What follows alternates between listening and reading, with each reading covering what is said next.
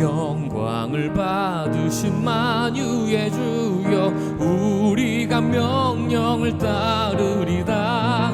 베푸신 은혜를 감사히 알고 진실한 마음으로 섬기겠네. 구주의 은혜 주시는 대로 영원히 받들어 섬기겠네. 찬송하겠네 찬송하겠네. 생명을 주시는 구주로다. 구주를 높이고 잘 공경하여 온유한 마음으로 섬기리다. 주 예수 안에서 즐거워하며 충성을 다하여 섬기겠네. 구주의 은혜 주시는 대로 영원히 받들어 섬기겠네. 찬송하겠네 찬송하겠네. 생명을 주시는 구주로다. 예수를 믿고서 늘 사랑하여 참 기쁜 마음으로 섬기리다. 온 마음을 드리고 늘 순종하며 구주를 영원히 섬기겠네. 구주의 은혜 주시는 대로 영원히 받들어 섬기겠네. 찬송하겠네 찬송하겠네. 생명을 주시는 구주로다.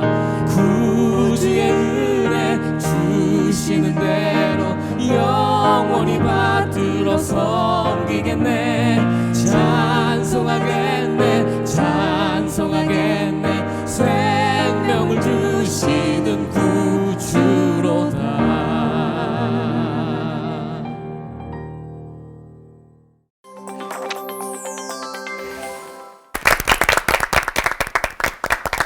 여러분은 평생을 살면서 몇 가지 얼굴을 보인다고 생각하시나요? 오늘 올포원에서 만나볼 이 인물은 성경의 어느 대목을 펼쳐보느냐에 따라서 참 다르게 생각되는 그런 사람입니다. 바로 요압 장군인데요. 여러분은 어떻게? 저는 개인적으로 이분을 참 좋아해요. 제가 이 사람처럼 되겠다 하는 건 아닌데, 아, 이분 같은 충신이 있으면 어떨까. 그런 그렇죠. 생각을 좀 해봤거든요. 다윗과 솔로몬 시대에 있었던 전쟁 중에서 이 사람을 뺄 수가 없어요. 전쟁의 아주 용사죠. 그리고 용맹하고 충성스러운 최고 사령관. 그리고 신앙도 좋았던 것 같은 게 그 다윗이 인구 조사를 하자 그 하나님의 시험임을 알아채고 경고를 했다고 하죠. 네. 진정한 오른팔 아닌가요? 에이, 아니에요. 말도 안 돼요. 이 죽여서는 안 될 사람을 여러 죽인 살인자기도 하고 부하도 죽였고 저는 다윗이 좀 사람을 잘못 보지 않았나 그렇게 생각합니다. 맞아요. 다윗도 아들 솔로몬한테 요압을 저주했다고 하는데 배신자다 충신이다. 왜 이렇게 평가가 엇갈리는 건가요, 목사님? 어느 쪽이 맞는 건가요, 대체? 우리 보통 뭐 할 때 2% 부족하다 그러잖아요. 네. 근데 일반적인 세상적인 시각으로 보면 요압은 2%가 부족한 충신이다 이렇게 보고요. 근데 신앙적인 시각으로 보면 이걸 거꾸로 뒤집어서 98%가 부족했던 사람이다. 예, 뭐 이 정도만 하죠. 저는 조금 다르게 생각합니다. 50대 50. 그러니까 모든 사람들은 이 배신과 충신이라는 두 가지 면을 다 갖고 있는 것이고 그걸 아주 정확하게 모든 양쪽 부분을 극명하게 보여준 사람이 요압이다. 굉장히 재미난 사람입니다. 5대5. 뭐 저도 그렇게 생각하는데요. 우리 안에 두 가지 모습이 다 있지 않나. 뭐 충신과 그렇지 않은 사람, 간신. 뭐 충신이라고 한들 중요한 게 그 충신의 중심이 왕이 아니라 성경에서는 하나님이어야 된다는 부분에 있어서는 우리가 다 이 요압의 모습이 똑같이 문제가 되지 않을까? 네. 그러니까 삶의 성공이 우리의 기준도 아니고 누군가의 마음을 시원하게 하는 것이 아니라 하나님을 생각하는 사람으로서의 우리의 삶을 보면서 또 요압 같은 내 모습을 함께 고민해보고 반성하면 되게 재밌을 시간 같습니다. 우리가 몰랐던 요압의 진실을 찾아서 설교 속으로 떠나보도록 하겠습니다. 강은도 목사님부터 시작하죠.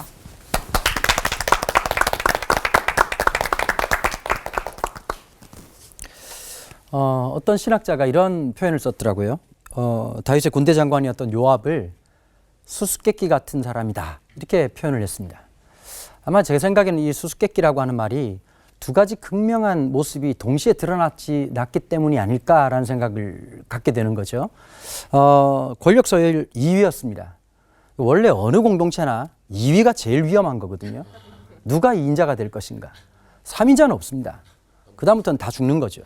2인자의 자리를 차지하기 위해서 보였던 요압의 모습은 거의 뭐 조폭 같은 모습이었죠. 그 자리를 차지해야 되겠다는 생각 때문에 수많은 사람들을 죽이기도 했고요. 제가 하는 방법을 보면 매우 잔인한 인물로 성경은 기록하고 있습니다. 그런데 이런 모습만 있으면 참 욕하고 끝내면 좋을 텐데 좀 매력이 또 있어요, 이런 사람이. 어떤 매력이 있었냐? 가끔씩 다윗이 이렇게 조금 이렇게 전두엽이 없는 얘기를 할 때가 있고 판단할 때가 있었거든요. 근데 그럴 때 비정상적인 판단을 내리고 있는 다윗에게 매우 지혜롭고 건설적인 충언을 제시합니다. 다른 사람들이 할 수 없었던 일을 하게 해서 큰 위기 상황을 모면하게 했던 인물이기도 했기 때문에 아마 이 신학자가 말했던 수수께끼 같은 인물이라고 하는 말이 좀 공감이 되지 않을까라는 생각을 하게 되는 거죠. 사무엘하 19장 5절에서부터 7절까지가 요압이 하고 있는 좀 어떻게 보면 그 석절밖에 되지 않는 내용이지만 여기에 요압이 했던 말 중에서 제일 긴 연설이라 그럴까요?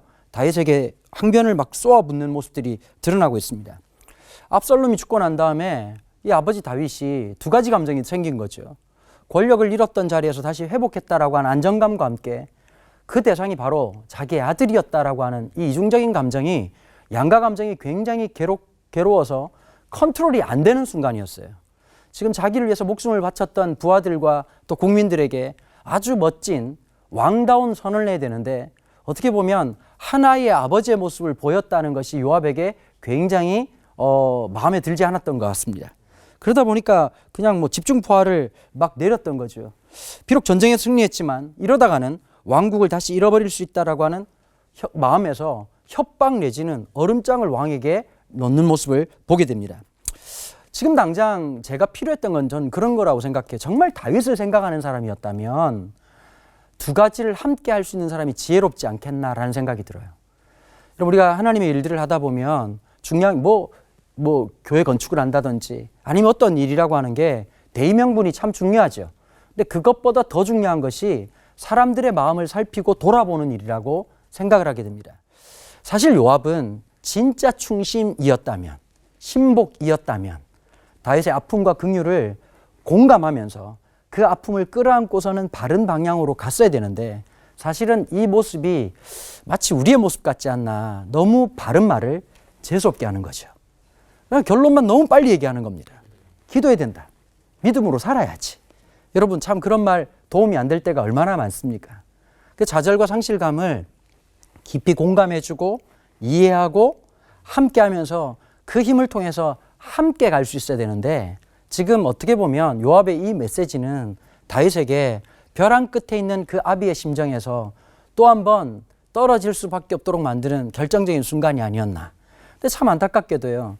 이 압살롬의 모습을 보면서 그렇게 미워하고 압살롬을 자기 주군을 빼앗으려고 하는 단순히 다윗의 아들이 아니라 나의 원수라고 하는 개념으로 이 모든 전쟁을 수행했거든요. 근데 마지막 결론에 보면 요압의 인생 자체가 압살롬처럼 끝납니다. 그러니까 하나님이 진짜 원하시는 게 어떤 걸까? 우리 안에 그런 우리의 모습 속에 있는 이 묘한 모습들이 신드롬처럼 나타나잖아요. 제 안에 그런 모습이 있는 것 같아 보면. 그냥 절차나 과정이나 정서라고 하는 것을 다 깡그리째 무시한 채로 옳은 말만 내뱉고 싶은 마음들. 왜 그런지 저도 한번 생각을 해봤거든요. 설교 준비하면서. 이 목사라고 하는 게 감정 노동자예요. 감정 노동자인데 어떨 때가 있냐면 마음을 실어줄 때가 있지만 빨리빨리 무언가를 진행하고 싶고 숨어버리고 싶은 순간이 있는 거예요. 그때 제가 이 말씀을 생각하면서 내가 또 요압의 모습이 순간순간 드러나려고 하는구나. 그럼에도 불구하고 진짜 중요한 것이 있다면 하나님 앞에 살아가는 삶이어야 되거든요.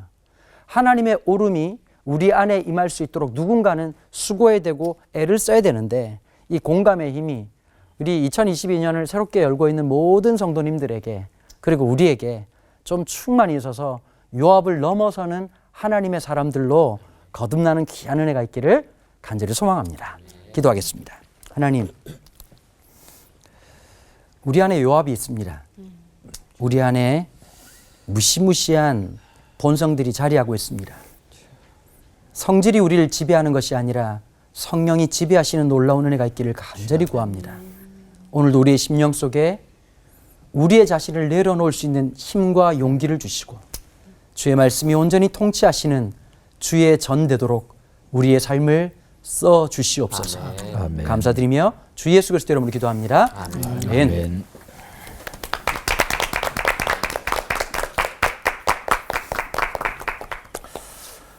너는 힘써 대장부가 되라.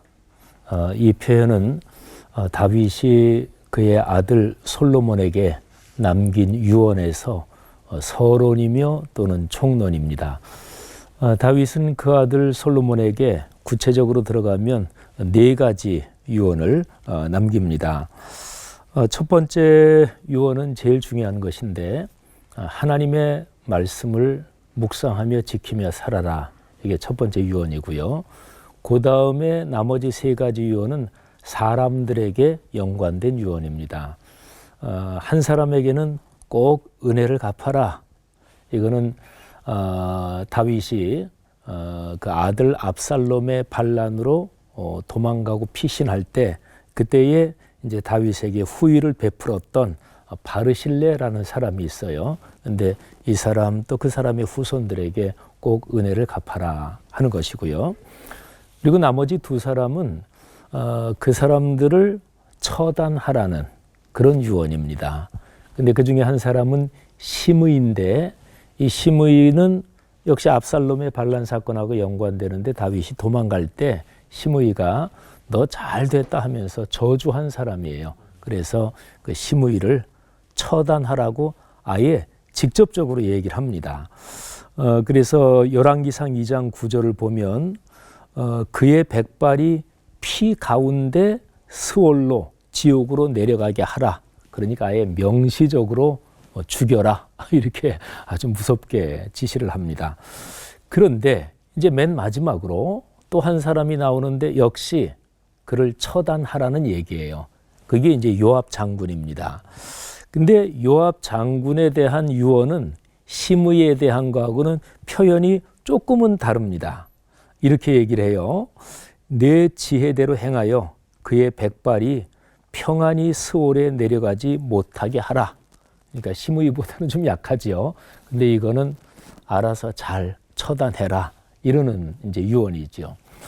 근데 우리가 일반적으로 알고 있는 것이 요압 장군은 다윗의 평생에 다윗의 충성스러운 신하였습니다. 그러니까 일반 정치 군사적으로 보면 요압이 있었기 때문에 이 다윗이 유다 전 지파의 리더가 될 수 있었고 그 다음에 북쪽 10지파까지 다 포함해가지고 이런저런 전쟁에서 이기고 그리고 결국에는 승리하고 결국에는 권력을 쥐고 현실적으로 보면 요압 그리고 요압의 2 동생이 있어요. 아비세 그 다음에 아사헬 이 3형제가 있었기 때문에 가능했습니다. 그런데 왜 죽이라고 하는 걸까요? 이게 너무나 당혹스러운 내용인데요. 근데 먼저 다윗하고 요압과의 관계는 요압의 어머니가 스루야인데 다윗하고 남매간이에요.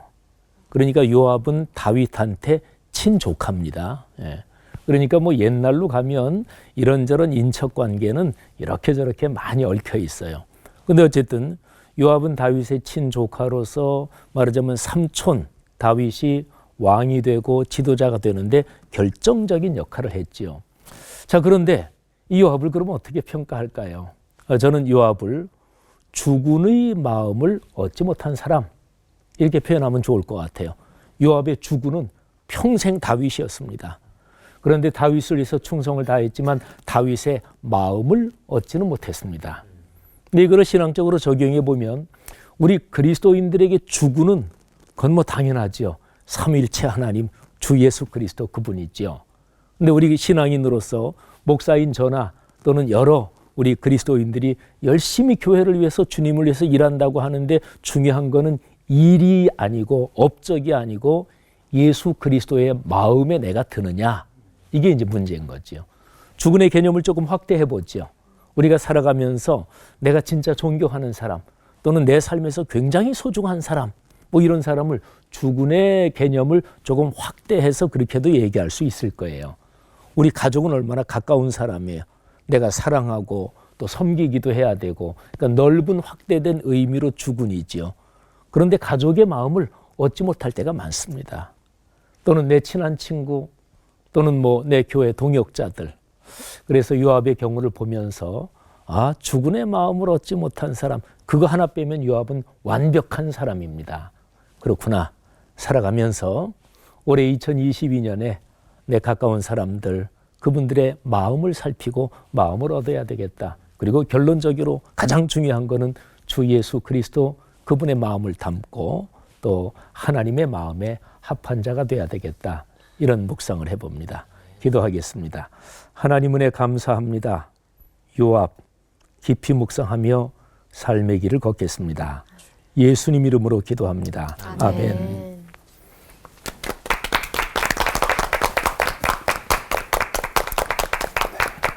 잘들 지내셨죠? 네. 저는 요압을 좀 편들면서 좀 얘기를 좀 하고 싶습니다. 사실 요압은 영적으로 굉장히 민감한 장군이었다고 보여져요. 예를 들어서 이제 다윗의 말년에 다윗이 인구조사를 하거든요. 그 인구조사는 하나님을 신뢰하지 못하는 어떤 뭐가 있었어요. 그래서 이제 요압이 이렇게 말합니다. 사무엘하 24장 3절에 이 백성이 얼마든지 왕의 하나님 여호와께서 100배나 더하게 하사 내 주 왕의 눈으로 보게 하시길 원하나이다. 그런데 내 주 왕은 어찌하여 이런 일을 기뻐하시나이까. 요압은 굉장히 민감했죠. 이런 부분에 있어서. 그런 의미에서 다윗은 어리석은 사람이에요. 우리가 너무 다윗을 너무 좋게 평가하는데 저는 다윗만큼 나쁜 사람은 별로 없다고 봅니다. 개인적으로는.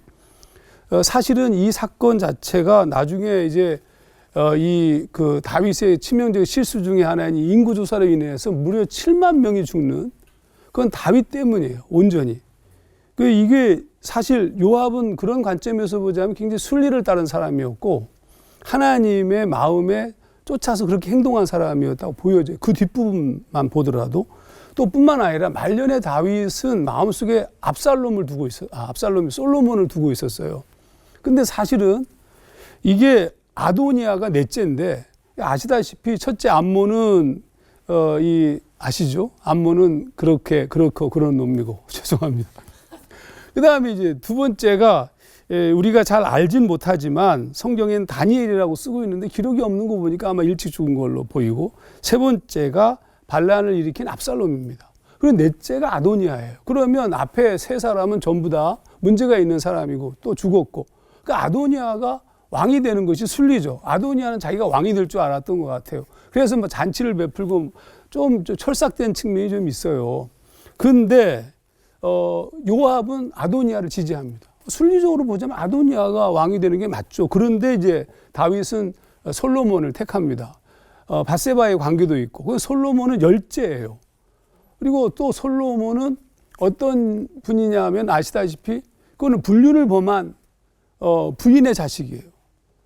내가 불륜을 가진 자식이니까 사실은 아도니아가 볼 때, 글쎄 저는 그냥 평범하게 바라보면 그게 좀 당연한 것이 아닌가. 이런 부분에서 요압이 변질된 것은 무엇 때문입니까? 저는 다윗 때문이라고 봐요. 드디어 요압이 씻을 수 없는 다윗의 범죄에 참여하는데, 그게 뭐냐 하면 밧세바 사건을 일으킨 다윗의 명령을 쫓아서 자신의 충성스러운 부하 장수 우리아를 죽게 한 겁니다. 아니, 그건 말이 안 되잖아요. 요압이 괴물이 된 거예요. 그럼 이 원인이 누구에게 있는가? 저는 사람이 사람을 아름답게도 하지만 사람을 파괴시키기도 한다. 다윗의 더러운 욕망이 낳은 또 다른 다윗이 바로 요압이었다. 오늘 이 시대를 바라보면서 저는 모든 시대, 모든 정치, 종교, 모든 부분의 문제는 리더십, 지도자와 관계가 있어요. 지도자는 다 면제받아요.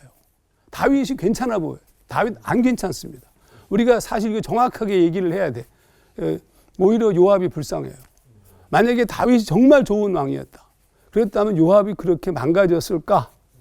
마지막에 인구조사 문제를 바라보면서 요압이 취한 태도를 바라보면서 요압의 영성을 좀 다시 생각하게 되었습니다. 오늘 우리가 어떤 모습으로 걸어가야 되는지, 특히 지도자들은 어떤 길을 걸어가야 되는지에 대한 그런 중요한 어떤 길을 보여주는 것이 아닌가 생각합니다. 기도하겠습니다.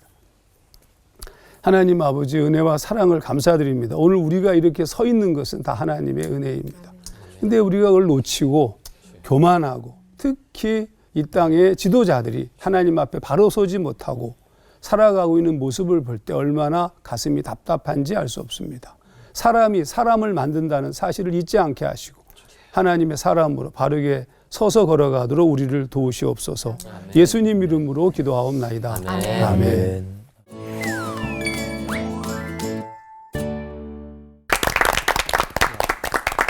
목사님 세 분의 설교를 들으니까 요압과 다윗이 우리 눈앞에 있는 것처럼 굉장히 생생해지는 느낌인데요. 강은도 목사님께서는 우리 안의 요압 신드롬을, 그리고 지영은 목사님께서는 다른 주군을 모신 요압의 최후를, 또 하정한 목사님께서는 인간적으로 본 요압의 실체를 변호해 주셨어요. 너무나도 생생하게 꼬집어 주셔서 우리가 몰랐던 요압을 정말 입체적으로 살펴볼 수 있었는데요. 다윗과 요압 참 복잡한 관계입니다. 이토록 가깝고도 먼 사이가 있었을까 싶고요. 저는 이렇게 생각해 봐요. 그러니까 누구보다 그 총애했잖아요, 요압을 다윗이. 그러면 다윗이 바라보는 요압은 어떤 사람이었을까?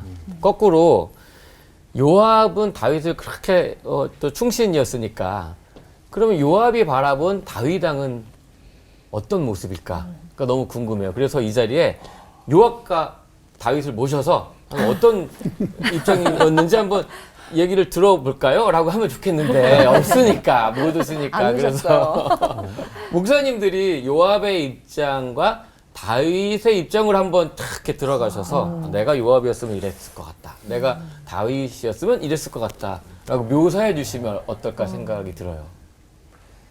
그 관계라고 하는 게 서로 상호적이잖아요. 네. 아까 목사님도 이제 아까 우리 한 목사님도 그렇게 설교하셨지만 인간관계라고 하는 게 그냥 일방적이지 않거든요. 제가 뭘 볼 때 느끼냐니까 이 우리아를 죽일 때에 죽고 난 다음에 했던 묘한 말이 있어요. 늘 요압하고 이 다윗의 관계 속에서의 전쟁의 스타일이 명확하게 드러나고 있는 반대되는 모습이, 다윗은 하여튼 아군의 피해를 최소화시키는 전략을 펼쳤다면 요압은 좀 상남자 스타일이었어요. 그러니까 원래 죽을 놈 죽는 거고 사는 건데 전쟁 그거 우리 죽은 늘 하는 스타일이 마음에 안 들어. 그러니까 요압은 오른팔이긴 했지만 스타일이 마음에 들지 않았던 거죠. 그러니까 늘 요압의 말버릇 중에 한 가지가 죽을 놈 죽는 거고 사는 거 사는 거야, 전쟁터가. 그런데 이 사건이 딱 터지고 난 다음에 다윗이 했던 말 참 묘하거든요. 이 우리아가 죽고 난 다음에 전쟁은 죽기도 하고 살기도 하나니 라는 말을 해요. 그 조금 제가 그 본문 읽으면서 되게 소름이 끼쳤거든요. 누군가에게. 그런데 그 모습이 어떻게 아름답게 영향력을 미친 게 아니라 자기 죄악을 정당화할 때 또 다른 누군가의 캐릭터로 방어막을 치고 있는 모습을 보면서 참 또 한번, 물론 이게 다각적인 모습들이 있지만 저도 한번 좀 조심하게 되고, 또 난 우리 아이들에게, 우리 성도들에게 어떤 영향을 미치고 어떤 이미지를 심어주는가 되게 생각하게 되더라고요. 왕은 신하를, 또 신하는 왕을 잃는다면 참 전쟁에서 이겨도 참 가슴 아픈 일일 텐데, 온갖 전쟁 다 거치고 어려운 시절을 같이 겪어 와놓고 다윗과 요압이 서로 끝내 이렇게 등을 돌려야 했던 게 굉장히 인간적으로 참 슬픈 일이었겠다라는 생각이 듭니다. 요압이 권력욕에 가면을 쓰고 또 배신의 칼날을 갈았던 것도 있었을까? 이런 생각도 들고 그러네요. 이럴 때 필요한 건 뭐다?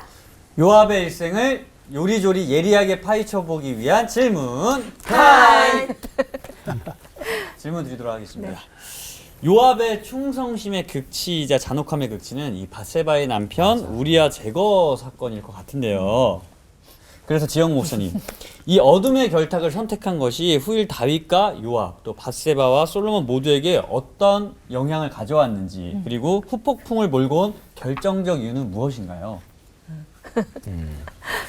그 요압의 사악함이 극치에 이른 게 이게 이제 밧세바 그리고 우리아를 죽인 사건이다 그랬는데 아까 하정환 목사님의 해석을 저는 지지합니다. 그러니까 그거는 요압보다 다윗이 그렇게 시킨 거니까 다윗이 교사한 거거든요. 그러니까 교사하는 행동대장보다 교사한 사람이 더 원흉이지요. 그러니까 그거는 다윗과 요압 두 사람의 어둠의 결탁이 확실하죠. 예. 그런데 이제 밧세바는 분명히 그거를 나중에 알았겠죠, 당연히. 다윗 왕이 자기를 차지하려고 자기 남편을 그렇게 요압 장군 시켜서 뻔히 죽을 수밖에 없는 전쟁의 최선봉에 서서 죽였다. 그리고 이제 자기가 왕비가 됐다. 이걸 뭐 밧세바 당연히 알았겠죠. 그리고 솔로몬도 알았을 겁니다. 한 나라의 왕, 그러니까 성경에 있는 기록도 예나 지금이나 인간 삶은 똑같습니다. 그러니까 솔로몬이 왕자로 자라고 또 다윗이 총애하면서 이제 왕이 될 수 있는 가능성이 점점 높아지고 뭐 이 상황에서 뭐 그거 몰랐겠어요? 알았다고 보고요. 그러면 밧세바가 그 요압 장군이 다윗 왕하고 결탁해서 내 원래 남편 우리아를 죽인 놈이지 그것 때문에 밧세바하고 요압 장군이 이쪽하고 사이가 안 좋았을까? 그것 때문일 것 같지는 않고요. 아도니아가 왕이 다 된 줄 알았고 사실은 상황도 그랬고 그런데 이제 요압 장군이 아도니아 쪽에 섰잖아요.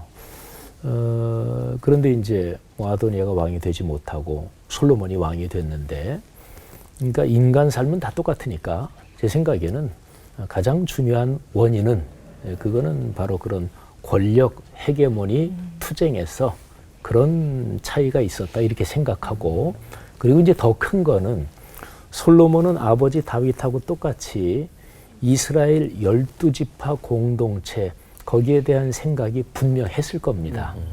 근데 요압은 여러모로 볼 때 철저한 유다 지파 중심주의자입니다. 근데 사울 가문은 사울은 베냐민 지파예요. 예, 그거는 이제 북쪽 지파에 속해 있는 거죠. 북쪽 지파의 말하자면 핵심이었는데, 근데 이제 요압은 유다 지파가 헤게모니 실권을 끝까지 쥐어야 된다. 이게 생각이 무지무지하게 강했던 사람이고, 요압이나 다윗이나 둘이 사악했던 면이 있지요. 요압도 있고 다윗도 있고. 근데 그 몇 가지만 빼면 두 사람은 다 저는 자기들의 인생에 진지했다고 봐요. 근데 중요한 게 뭐냐면 자기 인생에 내가 거짓이 없이 진지했다 하더라도 가치 판단에서 하나님의 섭리와 그리고 하나님이 원하시는 구속사의 흐름을 이해하고 깨닫고 있었느냐 이게 중요합니다. 예를 들면 구약 성경에 고레스 왕이 나오죠. 바사 페르시아의 왕입니다. 하나님 믿었던 사람 아니에요. 근데 이사야서에 보면 고레스 왕을 하나님께서 축복하신 사람으로 표현합니다. 내가 고레스에게 기름을 부었다. 그게 히브리어로 말하면 메시아예요. 헬라어로 말하면 그리스도고. 그러니까 히브리어 그 표현을 글자 그대로 하면 고레스 너는 메시아다. 내가 너 기름 부었다. 이런 거예요.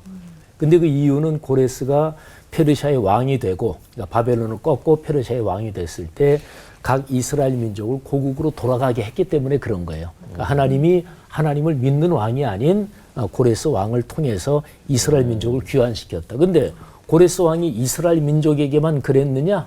그건 아니에요. 그러니까 고레스가 제국을 통치하는 통치 철학이 각 모든 민족들에게 충분한 자율권을 주는 거였어요. 그런데 이제 그게 하나님의 큰 섭리 가운데 진행된 거라고 본 거죠. 그러니까 그런 겁니다. 그러니까 기독교 역사의 흐름에서 내가 거짓말하고 이중적인 마음을 갖고 사악하고 그거는 당연히 어떤 사람이든 하나님 앞에 죄예요. 나쁜 놈이죠. 그런데 진지하게 내가 인생길을 살았어. 그런데도 의견이 갈리는 사람이 있죠. 그런데 거기에서는 하나님의 역사 흐름을 꿰뚫는 통찰력 또는 지혜 또는 하나님께 그런 듣는 마음을 간구했느냐, 이제 그게 중요한 거죠. 그러니까 다윗하고 요압 두 사람이 사악한 거, 아까 어둠의 결탁이라 한 거, 그거 비롯해서 몇 가지 다윗이 막 한껏 교만해져서 인구 조사를 한 거, 또 뭐 등등 이런 거는 이제 나쁜 거지만 그거 외에 요압도 충신이었고, 그다음에 다윗도 참 진지한 사람이었죠. 근데 다윗은 하나님의 구원의 섭리 그 흐름을 안 사람이에요. 근데 요압은 그걸 모른 거죠. 근데 그 흐름에서 다윗 시대에 제일 중요한 게 뭐냐면 12지파가 같이 통일되는 거였어요. 그러니까 하나님이 아브라함부터 불러가지고 12지파 공동체는 하나님이 구원의 역사를 맡긴 그 주체가 아브라함의 후손 12지파 공동체거든요. 그 12지파, 그래서 신약에서 12제자로 해서 교회 공동체가 그 사명을 감당하는 거죠. 이렇게 본다면 구약 성경에서 다윗은 하나님의 구속사가 하나님의 은혜로 다윗을 통해서 흐른 거예요. 솔로몬 또 평가가 조금 다르지만 어쨌든 다윗 솔로몬을 통해서 흐른 거예요. 이제 이 점으로 보면 제가 보기에는 다윗 솔로몬은 12지파 공동체라는 구속사를 꿰뚫고 흐르는 그거를 붙잡은 사람이고 요압은 그걸 붙잡지 못한 사람이다. 그러니까 구약 성경의 정통성은 다윗 솔로몬으로 흐르는 거예요. 하여튼 그렇게 보면 요압은 참 부족했던 게 뭐 하여튼 하나님을 깊이 신앙하면서 하나님의 뜻이 뭔가 이거를 구하기보다 말하자면 자기가 갖고 있는 자기 확신, 저는 그것도 그 당시 얼마나 정당해요. 유다 지파가, 그리고 그야말로 저 밖에 있는 사람들 끌어안다가 집토끼 다 놓치면 다 무너질 수 있죠. 현실적으로 정치역학적으로 그러잖아요. 그러니까 요압은 진지하게 그랬다고 봐요. 그런데 역사 흐름과 구속사의 가치 판단, 그거를 알지는 못한 사람이다, 이렇게 보는 거죠. 요압을 생각하면은 부하를 죽이면서까지도 뭔가 왕의 신임을 얻고자 한 인물이잖아요. 그런데 그랬던 사람이라고는 믿기지 않는 대목이 있거든요, 하정원 목사님. 이 다윗 왕의 인구조사 때 하나님이 시험이라는 걸 알아차렸잖아요. 그래서 그때까지만 해도 깨어있는 신앙인, 그리고 충원을 할 수 있는 존재였는데 그 신앙이 어디로 간 건지, 신앙인이었던 건 맞는지 좀 궁금합니다. 네, 뭐 인구조사 이후에, 인구조사 당시에 이제 요압은 그 후대 사건이고 밧세바 사건은 이제 앞쪽에 벌어지는 사건이죠. 근데 사실은 뭐 이렇게 아까부터 계속 제가 이런 얘기를 하게 됩니다만 다윗 때문이에요. 그러니까 요압은 밧세바 사건만 보더라도 요압은 몰랐죠. 뭐 할 때 내가 야 밧세바와 이렇게 했으니까 이놈 죽여라 이렇게 안 했겠죠. 그냥 편지를 보게 되면 그냥 우리야 손에 들려 우리야가 자기가 자기를 죽이라는 편지를 갖고 간 거예요. 다윗이 보통 나쁜 사람이 아니에요. 이건 일단 폐위돼야 돼요. 제가 보기에는. 근데 그리고 이게 뭐라고 쓰냐면 맹렬한 싸움에 앞세워 두고 너희는 뒤로 물러가서 그로 맞아 죽게 하라. 이게 말이 안 되잖아요. 우리야가 이제 그렇게 해서 죽었어요. 충실한 부하예요, 요압이. 우리야가 죽고 나니까 다윗이 얼마나 부담이 되겠어요. 누구한테? 요압한테. 다 아니까. 요압이 다 알잖아요. 그러니까 이렇게 편지를 써서도 보내요, 요압한테. 사무엘라 11장 25절. 이 일로 걱정하지 말라. 칼은 이 사람이나 저 사람이나 삼키느니라. 그 성을 향하여 더욱 힘써 싸워 함락시켜라 하여 너는 그를 담대하게 하라. 이게 나쁜 왕이죠. 요압은 왕에게 충성하였지만 다윗은 요압이 부담스러웠어요. 요압을 의심하는 거죠. 이놈 나를 다 아는데 같이 다니면서 못된 짓 했는데 옆에 있던 운전기사가 다 아는 거예요. 이걸 어떻게, 그래서 뭘 줘요, 계속. 뭔가 이렇게 돈도 주고 직분도 주고, 그런데 이놈이 언제 나를 뒤에서 칼로 칠지도 모른다. 이런 걱정을 늘 하고 있는 겁니다. 그러니까 왕의 죄를 덮고 신임을 얻으려고 한 게 아니에요. 사실은 그냥 그의 충성이 문제예요. 요압의 결정적 문제는 뭐냐면 다윗입니다. 그러니까 다윗이 하나님 나라를 위해 진실로 충성하던 자였다면 요압은 충성스러운 하나님 나라의 일꾼이 되었을 거예요. 이단이 뭐가 문제인 줄 아십니까? 정말로 이단을 믿는 그 사람들이 얼마나 열심히 했는지 몰라요. 그럼 이단의 그 교주가 정말 하나님을 섬기는 사람이었다면 그 밑에 있는 사람도 다 하나님을 잘 섬기게 되었을 거라는 거죠. 그러니까 이 문제는 요압이 물론 뭐 그렇다 할지라도 일단 여기서는 다윗을 좀 건드려야 돼요. 다윗이 회개해야 돼요, 사실. 오늘 이 시대에 다윗들이 회개해야 돼요. 이 시대의 정치, 교회, 종교, 뭐 누구든지 간에 다윗들이 회개해야지 괜히 어마무시한 요압 보고 문제를 삼으면 조금만 문제 삼는 것이 옳다고 생각합니다. 질문 드리도록 하겠습니다. 다윗도 요압을 달리 보기 시작한 증거가 있어요. 바로 엄청난 저주죠. 아니 수월의 평안이 내려가게 하지 말라니 그렇게 저주해놓고 요압의 처단을 아들 솔로몬에게 맡긴 이유가 뭘까요? 강은도 목사님. 결말상 하나님은 다윗의 저주를 허락하신 걸까요? 되게 어려운 질문이죠. 써 있었습니다. 이게 왜 되게 어려운 질문이냐면 요압 죽여라라고 하는 말은 다른 말로 하자면 정권의 중심에 있었던 다윗 자신에 대한 스스로의 처단이었어요. 이거 굉장히 이게 쉬운 문제가 아니거든요. 그 아들에게 야 이런 정책이 있으니까 아니면 아빠가 사실은 돈 좀 모아놓은 게 있다. 이번에 비트코인 해놓은 거 있는데 이거 가지고 한번 열심히 해봐라. 이것도 아니고 그 솔로몬 입장도 되게 난처하단 말이에요. 두 번째 형의 쿠데타가 있고 난 다음 정권을 잡았어요. 그런데 이제 제일 걱정했던 게 뭐냐면 다윗이 살아있는 내내 사람들은 의심했단 말이에요. 정통성에 대해서. 야, 네가 사울의 집하고 무슨 상관 있어? 근데 자꾸 하나님이 나와 함께 하신다고 얘기하고 근데 혈통적으로 보면 다윗 스스로도 디펜스가 안 되는 상황이었단 말이에요. 근데 그 아들들 중에서 스펙 괜찮은 애들이 있었어요.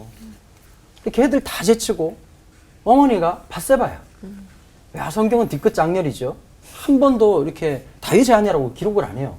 우리아의 아내라고 끝까지 뒤끝 장렬이에요. 거기다 또 이거 너무 충격적인 얘기인데 햇사람 이스라엘 민족이 아니야. 이 꼬리표가 떨어지지 않는 상태에서 여기에서 칼을 든다? 이거 굉장히 위험천만한 일이었거든요. 근데 그 세 명을 지목하면서 맨 마지막에 요압을 얘기하는 건 하나님 앞에서 좋게 보자면 다윗은 스스로의 범죄 연약함에 대한 인정이었다. 나는 실패한 왕이다. 난 사실은 연약한 왕이었다. 요압 한 사람만 죽는 것 같지만 거기에는 그 안에 있었던 다윗도 함께 죽는 것이었거든. 두 번째는 이걸 통해서 솔로몬에게 아버지의 실책, 아버지의 연약함을 담지 말 것에 대한 분명한 금기. 그러니까 아버지 닮는 왕이 아니라 아버지의 실패를 하나님 앞에서 회복하고 살아갈 왕으로서의 아주 중요한 신앙적인 유산을 준 행위가 아닌가라는 생각을 하게 되는 거예요. 그러니까 다윗이 옳았다가 아니라 다윗 안에 계셨던 그럼에도 불구하고 끝까지 붙잡으셨던 하나님을 보는 게 진짜 신앙이고 아들에게 마지막 남겨주고 싶었던 것은 너의 아비도 실패한 인생이었고 연약한 인생이었지만 하나님이 함께 하신 그래서 그걸 허락한 것은 요압이 잘못됐다고 죽인 것이 아니라 하나님의 통치를 하나님의 분명한 통치라고 한 영역을 마지막 왕의 명령 다윗의 명령을 통해서 솔로몬의 순종으로 정권이 이양되었다라고 보는 게 또 한 측면에서 굉장히 옳지 않겠나라는 생각을 하게 됩니다. 마지막에 웃는 자가 진짜 웃는 거라고 하는데 요압 장군의 인생이 참 허무하게 느껴집니다. 이스라엘 최고 가는 장군 하면 지금도 요압을 떠올리지만 끝이 좋지 못한 대표적인 인물이 되고 말았잖아요. 이래서 바울이 그 인생 끝날까지 달려갈 길을 잘 경주하기를 그토록 바랬던 걸까 싶기도 하고요. 네, 그래서 내가 요압이 되면 어떡하지라는 생각도 하면서 제 삶을 좀 대입해 볼 문제라는 생각이 드는데요. 그 우리 안에 요압 신드롬이 어떤 요압 신드롬이 발견되는지 좀 궁금하고요. 그리고 또 우리 주변에 요압 같은 친구나 가족이나 또 성도분들이 계시다면 우리 목사님들은 어떻게 하실 건지 또 그것도 궁금합니다. 저도 그런 모습이 있더라고요, 보니까. 그 경상도 사람이 다 그런 건 아니에요. 근데 제가 유독 그런 것 같은데요. 설명하는 걸 되게 불편하게 생각하고 피곤하게 생각해요. 그러다 보니까 내 마음을 알아주는 사람한테 빨리 마음이 가요. 이렇게 말 길게 그거 무슨 말씀이죠? 왜요? 제일 싫어요. 그러니까 알아서 야 좀 그거 예 알겠습니다 이런 사람이 너무 편한 거예요. 제 안에 요 모습이 있더라고요 보니까. 제가 요즘 굉장히 많이 그 선지자를 하나님 보내주셨어요. 그 아내라고 되게 기분 나쁘게 이렇게 얘기를 하는데 거의 진리에 가깝거든요. 아내가 조심스럽게 얘기해 주더라고요. 여보, 당신이 그런 모습이 있으면 나중에 편애라고 하는 게 생긴다. 설명하는 법을 배우고 요즘 제가 제일 기도하는 게 하나님 새로운 언어를 좀 가르쳐 달라고. 그래서 마지막에 저 때문에 공동체가 무너지고 어려움을 생기지 않도록이라고 하는 게 이 자리를 빌어서 아내에게 감사한 말씀 드리겠습니다. 이런 기회를 사용해서 그 정도의 테크닉을 구사할 수 있는 게 굉장히 고도의 테크닉인데 혹시 목사님이 일찍부터 그런 테크닉? 생존 방법이죠. 네.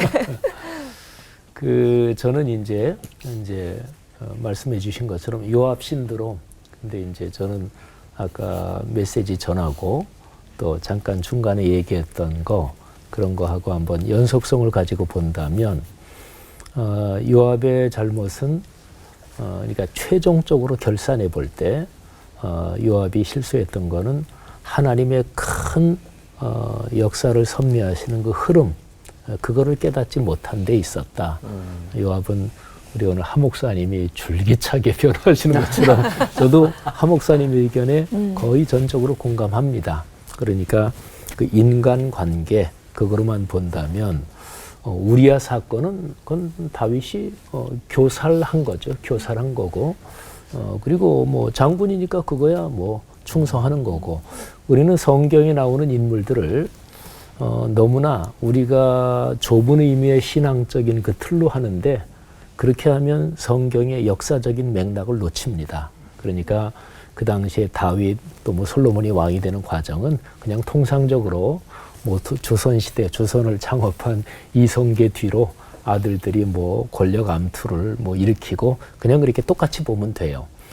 그런데 요압이 그러면 잘못한 건 뭐냐? 요압은 충신이고 그야말로 그리고 대단한 장군이죠. 대단한 장군이고 역량이 있는 장군이고 아까 말씀하신 예루살렘 원래 여부수 거기를 점령한 것도 대단한 용장이죠. 그때부터 요압은 다윗 휘하에 말하자면 이 군사력을 장악하는 그런 위치에 올라서죠. 그런데 이제 요압은 하나님의 그 큰 뜻, 역사의 흐름을 읽지 못했다. 저는 그게 요압, 경계해야 될 요압 신드롬이라고 보고 근데 이런 거는 우리가 살아가는데 꽤 종종 볼 수 있는 것 같아요. 그러니까 이게 신앙적으로 보면 성경 말씀 66권 성경을 묵상할 때 저는 이제 목사니까 제가 기왕에 가지고 있는 신학 지식 또는 제가 가지고 있던 어떤 신앙적인 전제들 제가 중요하게 생각하는 게 있잖아요. 근데 말씀을 묵상할 때는 주님 그것도 비웁니다. 빈 마음으로 주님의 음성을 듣게 하옵소서. 그렇게 이제 비움 기도를 드리거든요. 그런데 말씀을 진지하게 그렇게 묵상해야 그러니까 밖에서 오는 낯선 소리 하나님의 은혜는 근본적으로 낯선 은혜입니다. 우리 속에 없는 거기 때문에 이게 마르틴 루터가 얘기한 아주 중요한 개념인데 그러니까 낯선 은혜, 낯선 소리를 들을 귀가 내게 있느냐. 그런 면에서 솔로몬은 무지무지하게 대단한 사람이에요. 그러니까 뭐 1,000번째 드리고 나서 뭐 갖고 싶은 거 다 얘기하라 그랬더니 듣는 마음을 주십시오. 이렇게 얘기했으니까. 그러니까 하나님께 사랑받는 사람은 이유가 있는 거죠. 내가 이세 아들 다윗을 만나니 내 마음이 합한 사람이라 하나님이 내 마음에 꼭 든다. 이렇게 표현한 사람 많지 않아요. 모세한테 친구를 대하는 것처럼 대했다. 이것도 하나님이 늘상 쓰는 표현 아니에요. 그러니까 거기에는 이유가 있는 거죠. 다윗이 사악한 점도 있었지만 하나님의 역사 흐름에서 그거를 꿰뚫어 알 수 있는 통찰력이 있었고 그만큼 다윗에게 겸손한 마음이 있었고 그래서 어쨌든 내가 기왕에 가지고 있는 판단, 경험, 지식 이런 거 절대로 절대화하지 말고 끝까지 걸어가는 동안 하나님 앞에 예배 드릴 때 말씀 앞에 섰을 때는 적어도 진짜로 비우고 성령의 은혜를 간절히 구하고 그래야 되겠다. 그래야 역사 흐름을 깨닫지 못한 요압 신드롬에 빠지지 않을 수 있겠다 하는 생각입니다. 요압이 다 잘한 건 아니에요. 요압, 우리도 요압 같은 사람이 있기를 원해요. 내 옆에. 아까 강 목사님이 얘기한 것처럼, 요압. 얼마나 좋겠어요. 요압은 처음부터 마지막까지 다윗을 배신한 적이 없습니다. 마지막까지 충성됐고, 다윗만 혼자서 죽였다 살렸다 한 거고, 마지막에 죽여라로 끝나거든요. 그러니까 이게 요압의 실수예요. 요압의 치명적 실수가 거기에 있습니다. 저는 요압이 굉장히 불쌍해 보이는데, 그의 운명이 다윗에 의해서 결정되었기 때문에, 그러니까 우리의 운명이 하나님에 의해서가 아니라 사람에 의해서 결정되는 거예요. 그런데 이건 굉장히 잘못하는 거죠. 요압의 결정적 실수입니다. 요압의 문제는 일편단심, 다윗을 믿고 다윗의 마음을 흡족하게 행동하는 과정에서 앞서서기가 판단한 거. 그건 사실은 다윗이 원하는 거였어요. 사실은 슬그머니 압살롬 죽이라고 했을지도 몰라요. 다윗은 저놈 살려봐야 뭐 계속 문제가 될 텐데, 말은 그렇게 하지만 실제적으로는 뭐 아브넬도 마찬가지고. 그러니까 여기서 중요한 것은 이 요압의 관점에서 다시 좀 요압에게 제가 충고를 좀 하고 싶은데, 그게 뭐냐면 하나님만 신뢰하면 얼마나 좋았을까. 그러니까 다윗을 신뢰하는 건 중요하죠. 그러나 하나님을 더 신뢰해야죠. 오늘 우리 시대에 제가 꼭 마지막으로 하고 싶은 얘기는 이건데, 우리도 하나님을 신뢰해야 돼요. 목사보다. 목사를 하나님 대하듯이 하면 안 돼요. 목사는 목사이지. 목사를 뭐 이렇게 하나님만큼 뭐 정말 나는 뭐 하나님 얼굴 보듯이 목사님을 대한다. 그럼 하지 마세요. 목사님은 목사님이고, 목사님보다 하나님 더 우선. 근데 이게 지금 우리가 이상하게 변질되고 있어요. 묘하게. 그러니까 이제 목사들이 지금 못된 짓 하고 잘못된 일들을 막 저지르잖아요. 그럼 어떡하겠다는 거야. 하나님도 그렇게 한다는 게 되잖아요. 목사보다 하나님을 더 사랑하시고 그렇게 살아가야 돼요. 우리 스스로 요압의 모습에 빠지지 않으려면 꼭 부탁하고 싶습니다. 네. 다윗과 요압이 비슷한 길을 걸어가면서 비슷한 일을 저질렀지만 결국 차이는 있었습니다. 누구를 더 사랑하고 누구를 더 마음에 두고 또 회개를 했느냐 아니냐의 또 차이도 있을 것 같고요. 요망한 생각에 압도당하지 말고 주군을 분명히 또 마지막 때를 확실히 해야 될 것 같습니다. 자, 오늘 받은 은혜 한마디씩 정리할 텐데요. 우리가 몰랐던 요압 장군은 우리에게 한마디로 네모다. 강은도 목사님부터 시작할까요? 저에게 한마디로 경고다. 내 안에 얼마든지 그럴 수 있고, 그걸 만들 수 있는 다윗의 모습이 내 안에도 있고, 내 의도를 위해서라면 진리나 하나님의 가치보다 그 일을 서슴지 않고 할 수 있는 폭력성이 내 안에 있으니 이게 하나님 주신 우리에게 경고이다 이렇게 생각합니다. 예, 저는 깊은 자기 성찰이다 이렇게 얘기하고 싶어요. 그냥 단순하게 나 순수해, 나 진지해, 나 진짜 주님을 위해서 일해, 이 정도 가지고 되는 게 아니라 하나님의 섭리, 그 큰 흐름, 그거를 깨닫지 못하면 내가 진지하고 내가 충성하는 거, 그것만 가지고는 안 된다. 그래서 요압은 나에게 깊은 자기 성찰이다. 우리가 몰랐던 요압 장군은 우리에게 한마디로 하나님을 우선해야 하는데, 사실은 어떻게 보자면 요압은 마지막에 다윗과 달리 하나님에게로, 하나님 중심으로 돌아섰다고 봐야 돼요. 그러니까 인구조사를 바라보면서 요압은 다른 얘기를 하잖아요. 그리고 아도니아를 택하고, 이게 저는 그렇지만 사람들이 의심하죠. 왜냐하면 이미 앞에서 저지른 것 때문에 하나님을 우선해야 하는데, 이렇게 말하고 싶습니다. 자, 우리 올포원 식구들은 어떤 은혜 받으셨는지? 저에게 한마디로 감독을 잘 만나야 된다. 그냥 말씀 들으면서 우사인 볼트를 장거리 마라톤에 내보냈으면 우사인 볼트는 우승 못했을 거예요. 그러니까 단거리에서 빛나는 사람인데, 그러니까 다윗이 어쩌면 좀 우사인 볼트를 이렇게 요압을 마라톤에 내보낸 것 같은 느낌이 좀 들었어요. 그러니까 좋은 감독을 만났으면 어쩌면 요압은 정말 성경에서도 위대한 인물로 더 드러났을 텐데 하는 생각이 좀 들어서 좀 아쉬움도 있더라고요. 그래서 감독을 잘 바라봐야겠구나 싶었습니다. 저는 찬물 세수다. 정신을 차려지게 하잖아요. 찬물 세수가요. 그래서 삶이 끝난 날까지 찬물 세수로 정신 바짝 차려. 네. 네. 부하보다는 우두머리가 돼야겠다. 2인자 싫다. 네. 2인자 싫다. 네네네. 우두머리가 돼야. 저는 뜨거운 물 세수다. 뜨거운 물로 하면은 귀도 살짝 이렇게 녹거든요. 말랑말랑 해서요. 정신이 바짝 차려지지. 네, 다른 사람들의 그런 말을 조금 잘 듣는 순한 귀를 듣고 싶다 이런 네. 마음에서. 이유를 안 들어봤으면 이해 못했을 것 같긴 한데. 이유 있죠. 네. 자, 한 가지 좋은 소식을 여기서 전해드릴 텐데요. 올포원이 드디어 시청자 여러분의 성원에 보답하고자 시청자 질문 코너를 마련했습니다. 참여 방법 궁금하실 텐데요. 자, 성경을 읽다가 방송을 보다가 궁금했던 질문들 신앙생활하다가 고민하시는 문제들 올포원으로 보내주세요.